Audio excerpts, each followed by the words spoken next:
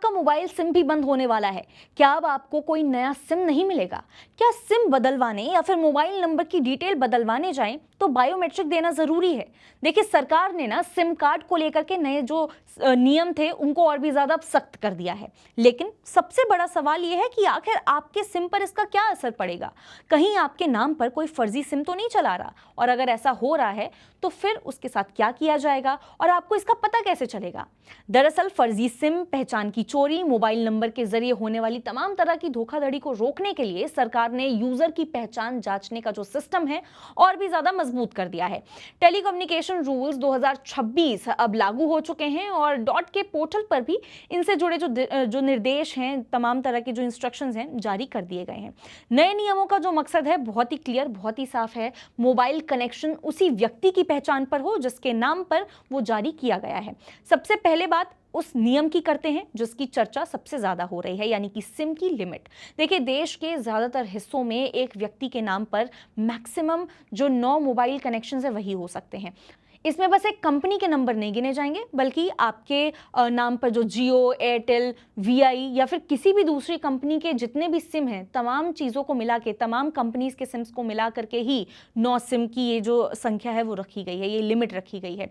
वहीं जम्मू कश्मीर, असम और पूर्वोत्तर के कुछ इलाकों में ये जो सीमा है वो 6 मोबाइल कनेक्शन तक ही रखी गई है। ये लिमिट कम कर दी गई है, यानी कि अगर आपके नाम पर पहले से यहाँ पे 9 मोबाइल नंबर रजिस्टर्ड हैं और आप 10वां सिम लेने की कोशिश कर रहे हैं तो नया कनेक्शन आपको नहीं मिलने वाला। अब इसके लिए टेलीकॉम कंपनीज जो हैं सरकार के डिजिटल इंटेलिजेंस प्लेटफॉर्म यानी कि डिप का इस्तेमाल करेंगी। अब इसका मकसद ये पता लगाना होता है कि नया सिम देने से पहले ग्राहक के नाम पर पहले से कितने मोबाइल नंबर चल रहे हैं। अगर किसी तकनीकी वजह से तय सीमा से ज़्यादा कनेक्शन जो है वो एक्टिव हो भी जाता है तो उसे उस मामले को सुलझाने तक यहाँ पे सस्पेंड कर दिया जा सकता है।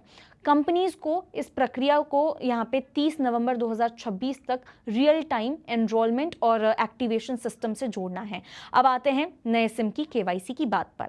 अब देखिए, अब नया जो मोबाइल कनेक्शन है वो लेते समय यूजर की पहचान को बायोमेट्रिक तरीके से वेरीफाई किया जाएगा, यानी सिर्फ दस्तावेज देख करके पहचान पूरी करने की बजाय ज़रूरत के हिसाब से लाइव फेस या फिर फिंगरप्रिंट या फिर आइरिस जैसी जो बायोमेट्रिक जानकारी है उससे भी पहचान सुनिश्चित की जा सकती है। सरकार ने मोबाइल आधारित वायरलेस सर्विस और मोबाइल टर्मिनल के जरिए इंटरनेट टेलीफोनी जैसी जो सेवाएं हैं उनके लिए वेरीफाइबल बायोमेट्रिक आइडेंटिफिकेशन को अनिवार्य किया है। अगर आप आधार के जरिए केवाईसी कर रहे हैं तो ई केवाईसी का इस्तेमाल होगा। वहीं जिन मामलों में आधार आधारित केवाईसी उपलब्ध नहीं है वहां पे डी केवाईसी यानी कि डॉक्यूमेंट आधारित जो केवाईसी है वो प्रक्रिया अपनाई जाएगी। अब इसका सीधा मतलब ये है कि अब सिम जारी करने से पहले सिस्टम ये सुनिश्चित करने की कोशिश करेगा कि सामने मौजूदा जो व्यक्ति है उसकी पहचान और दिए गए दस्तावेज सही हैं या फिर नहीं। और नियम सिर्फ नया सिम लेने तक सीमित नहीं है। अगर आप अपना सिम जो है वो यहाँ पे बदलवाते हैं या फिर अपने मोबाइल नंबर जो आपका मोबाइल कनेक्शन है उसमें आपका जो नाम है या फिर जेंडर है या फिर डीओबी जैसी जो इन्फॉर्मेशन है, इस तरह की कोई भी जानकारी में किसी भी तरह का बदलाव करवाते हैं वो भी पहचान का वेरिफिकेशन किया जा सकता है। यानी कि सिम रिप्लेसमेंट या फिर अहम सब्सक्राइबर डिटेल्स में यहाँ पे बदलाव भी अब ज़्यादा सख्त जांच के दायरे में आएगा। बिजनेस कनेक्शन लेने वालों के लिए भी नियम बहुत ज़्यादा अहम है। अगर किसी कंपनी, संस्था या फिर बिजनेस के नाम पर मोबाइल कनेक्शन लिया जाता है तो सिर्फ कंपनी या फिर अधिकृत प्रतिनिधि की पहचान काफ़ी नहीं रहने वाली है। जिस व्यक्ति को यहाँ पे वास्तव में वो कनेक्शन इस्तेमाल करना है यानी कि एंड यूजर, उसकी पहचान भी यहाँ पे सुनिश्चित करनी होगी। इसका जो मकसद है वो ये है कि बिजनेस कनेक्शन का इस्तेमाल किसी अनजान व्यक्ति या फिर फर्जी पहचान के जरिए ना किया जा सके। अब सवाल ये है कि अगर किसी ने यहाँ पे फर्जी दस्तावेज दे करके या किसी दूसरे व्यक्ति की पहचान का इस्तेमाल करके सिम ले भी लिया तो फिर क्या?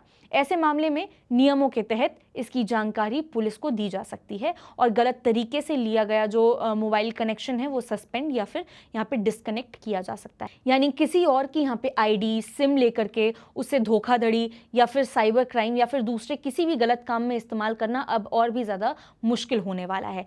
एक और सबसे ज़रूरी बदलाव डेटा की सुरक्षा से जुड़ा हुआ है। सिम बेचने वाले पॉइंट ऑफ स्केल यानी कि पीओएस पर जो यूज़र या फिर उसके बायोमेट्रिक जो डेटा है उसको स्टोर करने की अनुमति गलती नहीं होगी। पहचान से जुड़ी जो जानकारी है उसको सुनिश्चित तरीके से टेलीकॉम कंपनीज के सिस्टम तक भेजा जाएगा, यानी कि जिस दुकान या फिर सेंटर से आप यहाँ पे सिम लेते हैं वहां आपके संवेदनशील बायोमेट्रिक डेटा को रखे जाने का जो रिस्क है वो कम करने की कोशिश भी की गई है। तो देखिए, सबसे ज़रूरी बात यह है कि अगर आपके नाम पर सामान्य सीमा में जो यानी कि जो 9 कनेक्शंस हैं, 9 सिम आप ले सकते हैं, उसके अंदर अंदर अगर सिम है और आपका केवाईसी सही है तो सिर्फ इन नए नियमों की वजह से आपका जो सिम आप अभी कंटिन्यूएशन में चला रहे हैं जिसको वो अचानक से बंद नहीं होने वाला।